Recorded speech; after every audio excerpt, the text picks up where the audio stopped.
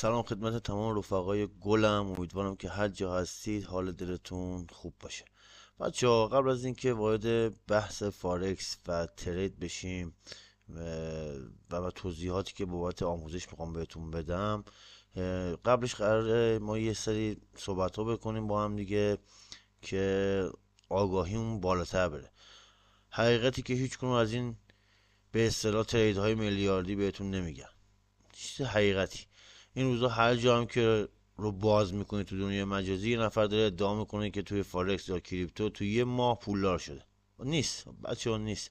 عکسای ماشینای لوکس میذارن، سفرهای خارجی، کلی اسکرین شات و از سودهای فضایی. واقعا من برام تعجبه. من تو قسمت های بعدی براتون توضیح دادم که چی شده که وارد این عرصه شدم و قراره الان چیکار کنیم. دلیل اومدنم هم بهتون توضیح میدم تو کلیپ های دیگه آموزشی. الان هم فقط ما یه استراتژی برای اسکلپ داریم. یکی فیبوناچی نیاز داره، یکی هم خط روند. بچه ها همین دوتا. چارت من هیچ ابزاری بچه ها نداره، نه اندیکاتور داره، نه ابزار به خصوصی داره، هیچی نداره، صاف و ساده، چون بازار مفهومیه. نیاز به هیچی نداریم، فقط باید مفهوم بازار رو یاد بگیریم.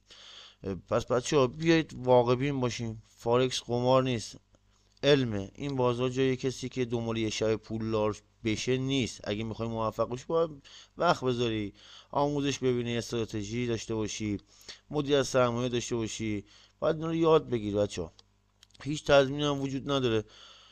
مثلا من به شما بگم آقا سرمایه تو بده به من ماهی 30% به سود میدم، بگی میشم چیزی؟ بابا بازار مالی تو هر اصلا با هر کاری ضرر داره، حتی حرفه‌ایاش هم ضرر میکنن. حالا بحث این نیست، بحث اینه که ما قراره با هم دیگه کار کنیم، یه سری آموزش ها با هم دیگه ببینیم.